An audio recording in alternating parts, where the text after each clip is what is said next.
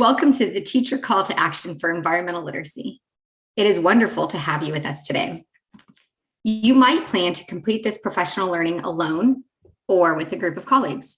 You will notice along the way that there are directions to allow you to engage with the Teacher Call to Action. Please consider breaking up your learning and diving into each section one at a time to give yourself time to process the ideas that you're exploring. You can see that there are going to be 6 sections of learning within this video.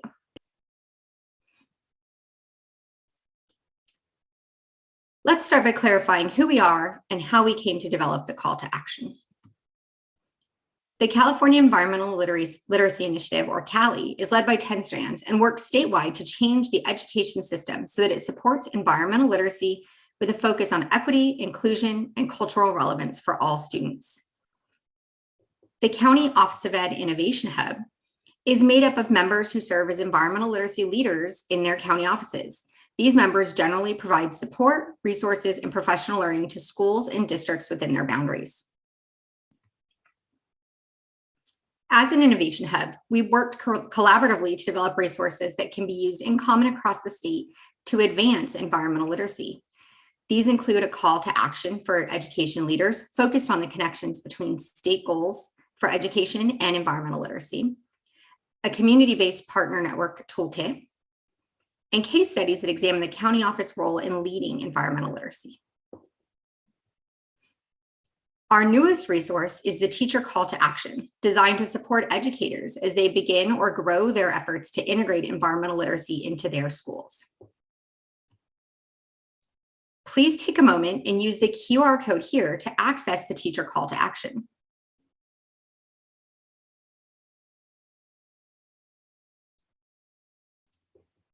You'll notice that the Teacher Call to Action is divided into an introduction and 3 parts. Each of these parts includes content to help engage you in learning and reflection questions that you might use individually or with your group.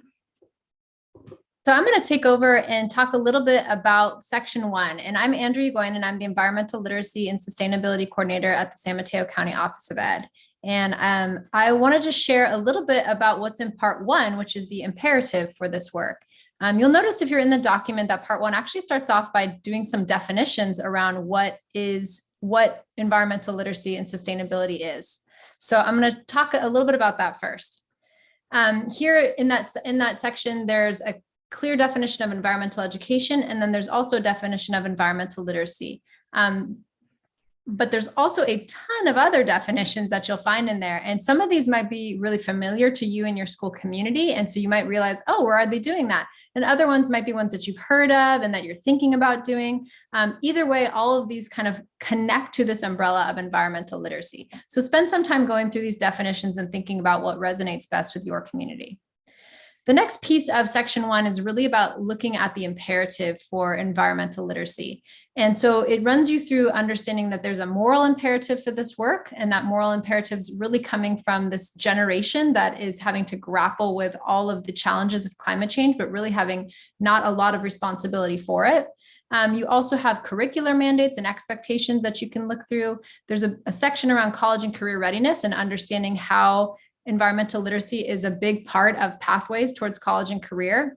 There's also a piece really connecting this to MTSS, which is our framework for this work and for all of what we're doing in education in California. And so this section really shows how environmental literacy is connected to that. And then the last 2 pieces are really specific to what's going on right now with climate change and understanding the idea of preparing ourselves within our curriculum for dealing with the climate disasters that we're already experiencing, and then understanding that public opinion has shifted around climate change because we're already experiencing climate change.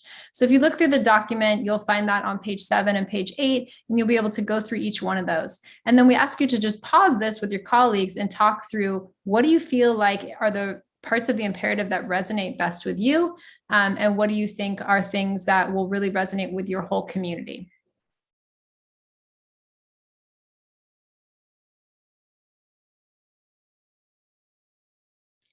The next part of the document takes you into part 2, which is looking at voices from the field.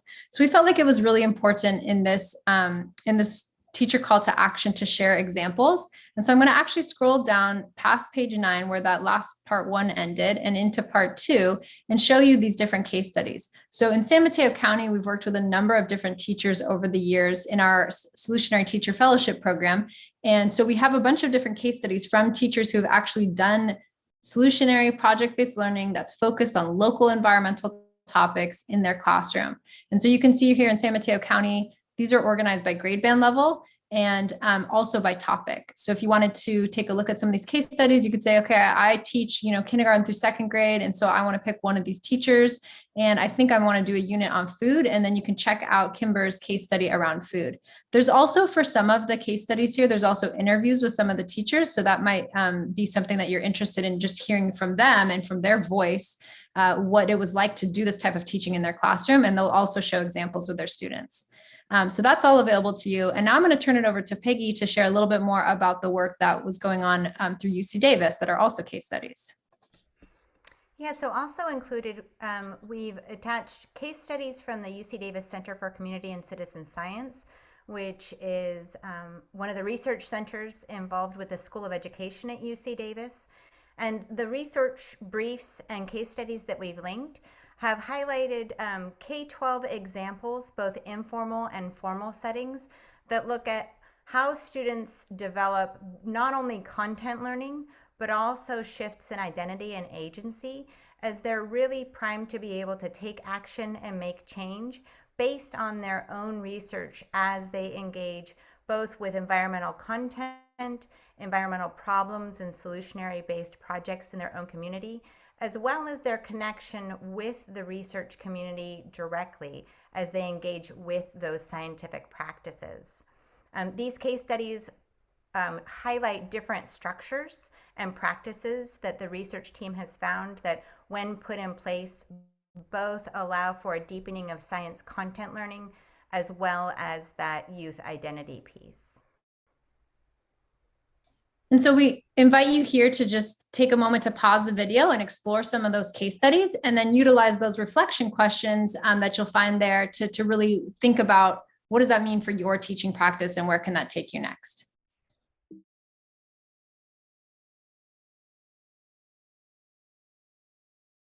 You've now had a chance to think about what your own imperative is and what the imperative for your students might be. You've had a chance to look at some case studies of how teachers are doing this, and you really want to start engaging in this work at your school site. So part 3 is this roadmap for environmental literacy instruction. The first step that we would encourage you to do is really figure out, where is your comfort zone? So at this point, there's a moment that you can pause the video and identify where you currently are on this continuum. Please know that the entry point is everywhere. So there's not a first step and a last step. Really, everybody is going to be in a different place in space. So we encourage you to take a moment, utilize the reflection questions on page 13, and to have a conversation with your department or the colleagues that you're working with, or just a reflection for yourself if you're working alone on this.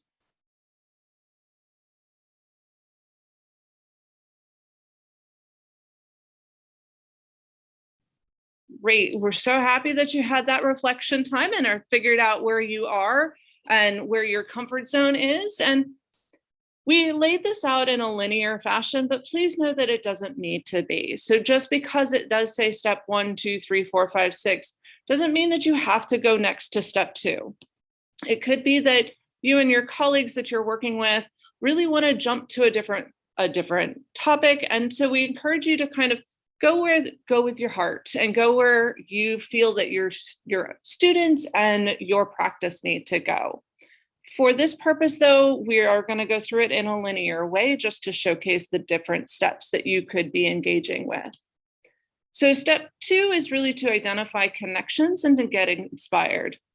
So again, we suggest that you pause the video and read through that step 2, and you'll notice that each one of these steps does have reflection questions and discussion questions that either, if you're doing your own journal, you can use that, or if you are working with a site team or a couple of colleagues that are your champions to have those conversations, to really start to think about how you want to push your thinking and your students' thinking forward in this manner. So again, we would ask that you pause.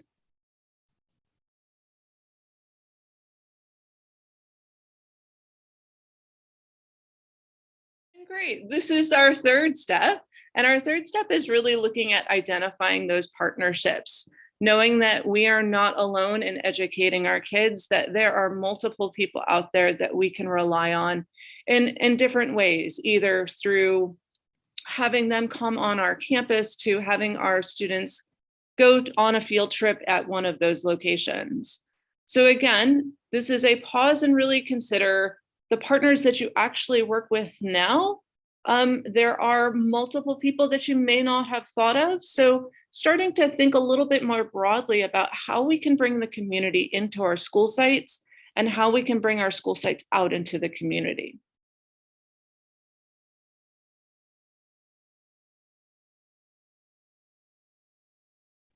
And our step 4, again, this is a chance for you to pause the video and read through step 4 if that is where you want to start or your next step. But we want you to really think about how environmental literacy, how we can identify trauma-informed practices through environmental literacy, and the social emotional learning that comes with taking our students outside.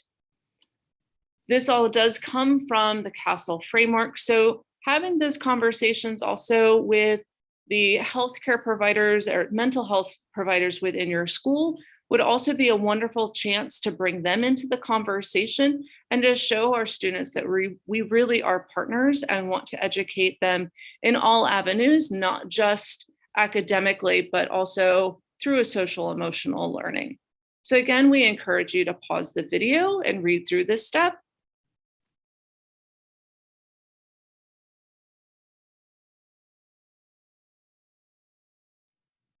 Step 5. Step 5 is identifying the campus as a laboratory for learning. So our classrooms are not just the 4 walls that we teach our students inside. We actually can bring our kids outside for a number of things, whether it be engaging in a garden space or, as in these pictures, just having our group conversations in an outdoor setting. Bringing our kids into a different place and space lowers their blood pressure. They're more willing to collaborate. So we would encourage you to start thinking about those ways and spaces that we can get our students out into. Again, please pause the video and read through step 5. What we'd recommend is take a walk around your campus as you're having this conversation. What are those places and spaces that you could use that are outside your classroom that kids could actually do something?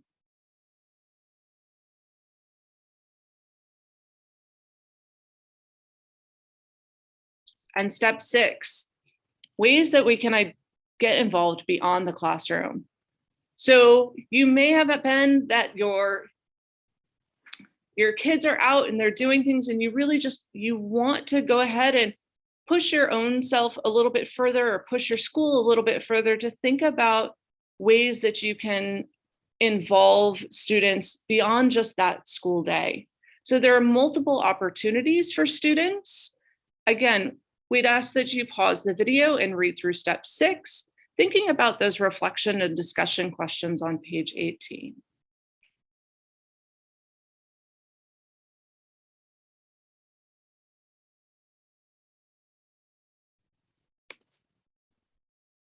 Great, we're so happy that you've gone through this roadmap and are starting to think about what those next steps might be for you.